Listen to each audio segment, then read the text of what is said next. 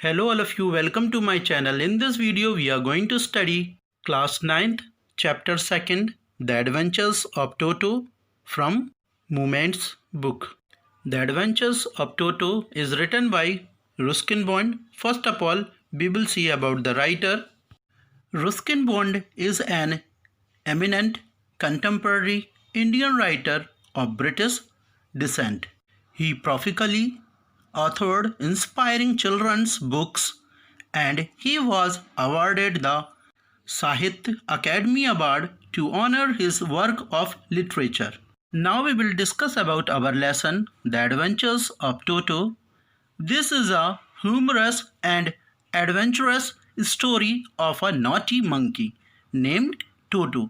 The writer's grandfather bought the monkey from a tongo driver.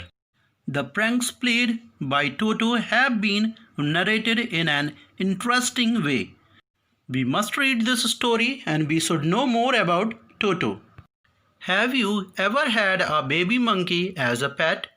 Before that, you heard about that baby monkey as a pet? Toto is a baby monkey. Hear that? Toto is a baby monkey. Is that monkey baby name is Toto? Let's find out whether he is mischievous or docile. Our word mischievous means liking to behave badly and embarrassing or annoying people.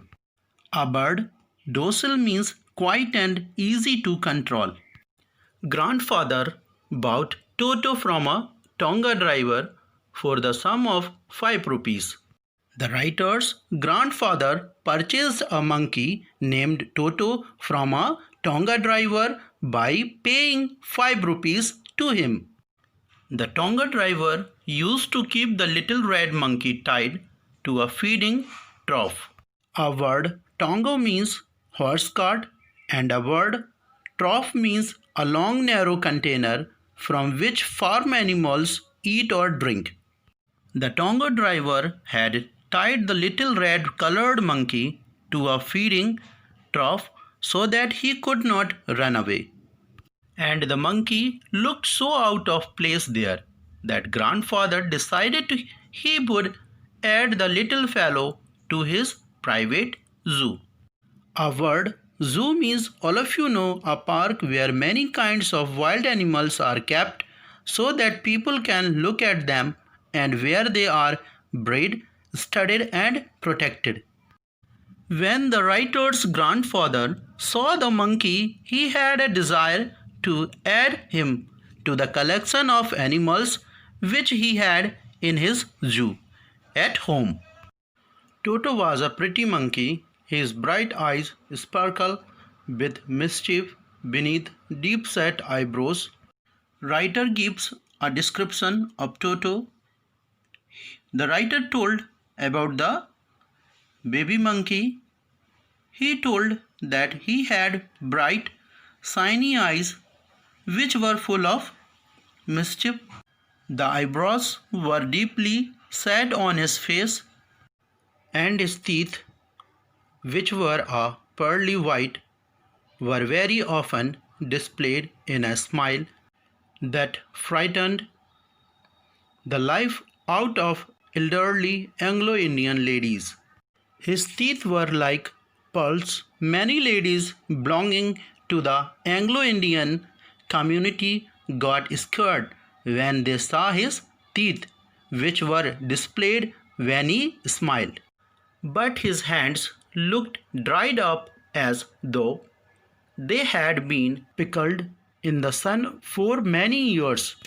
Baby monkey's hands were dried and wrinkled as if they had been dried in the sun, like a pickled vegetables. At his fingers were quick and wicked, and his tail, while adding to his good looks, grandfather believed a tail would add to anyone's good looks, also served as a third hand. He had a long tail. The writer's grandfather, though that tail added to the good looks of an animal, Toto's tail was like a third hand for him. He could use it to hang from a branch, and it was capable of scooping up any delicacy that might be out of reach of his hands. It helped him hang from the branch of a tree. He also used it to lift objects which were beyond his hand's reach. Grandmother always fussed when grandfather brought home some new bird or animal. Here, the writer's grandmother was against the grandfather's attitude of bringing new pets, birds, and animals. So it was decided that Toto's presence should be kept a secret from her until she was in a particularly good mood. So the grandfather thought that they should conceal this fact from her until she was in a good mood. We are not going to tell her about Toto. We will hide from her. When her mood was good, that time we will tell her.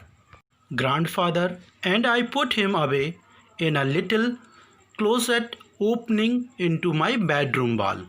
The writer and his grandfather secured Toto in a little cupboard in the writer's room, where he was tied securely, or so we thought, to a peg fastened into the wall.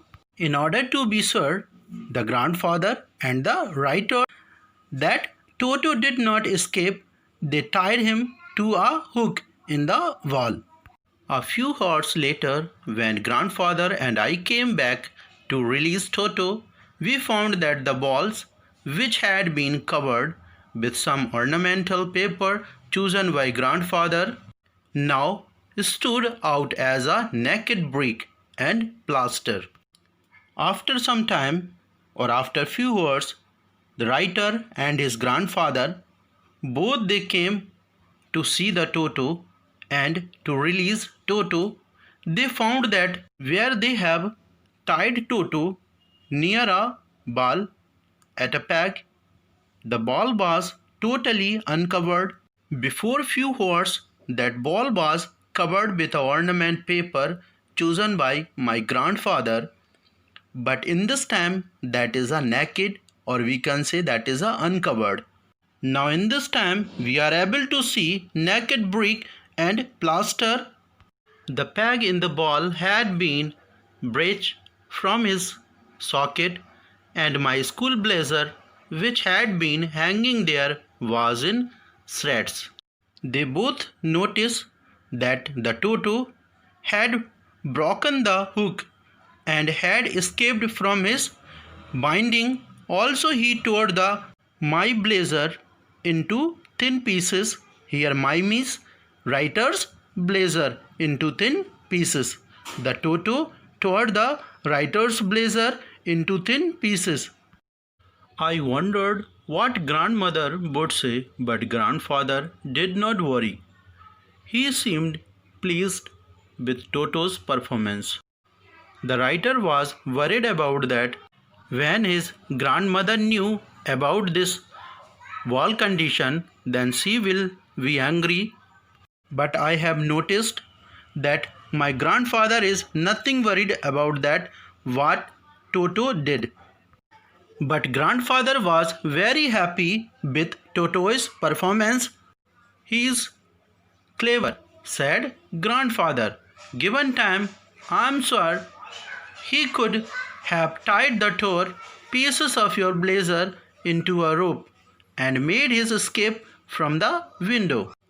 The grandfather was telling that he is very clever. If we have given some more time to him, then I am sure he is able to tie the torn pieces of your blazer into a rope and he is able to escape from window. His presence in the house is still a secret. Toto was now transferred to a big cage in the servants' quarters, where a number of grandfather's pets lived very sociably together. His presence was still now secret. Nobody knows about Toto, that Toto is in the house. Now we have decided that Toto have to go in a new house, that is servants' quarter, where a number of grandfather's pets lived very sociably together. So we are going to shift Toto in that particular place. A tortoise, a pair of rabbits, a tame squirrel, and for a while my pet goat. So these pets animals were living there: a tortoise, a pair of rabbits, a tame squirrel, and for a while my pet goat. But monkey would not allow any of his companions to sleep at night. So grandfather, who had to leave Dehradun next day to collect his pension in Saharanpur, he decided to take him along.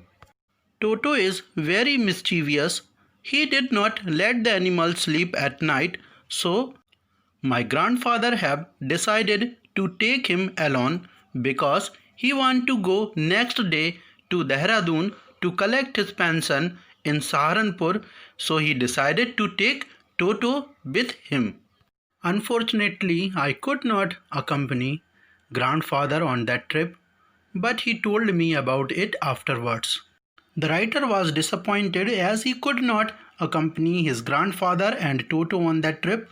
Okay, but his grandfather narrated the happenings on the trip to him later.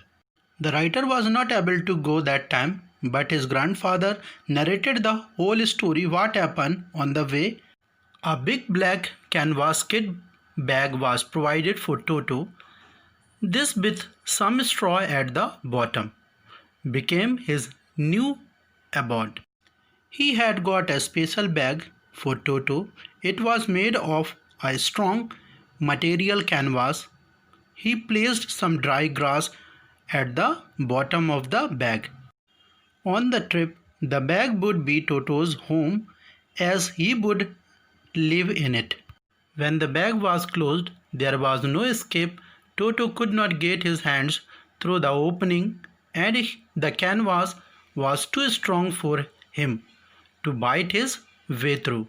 The bag had a zip on the top of it. The writer's grandfather ensured that when the bag was closed, Toto would not be able to escape out of it.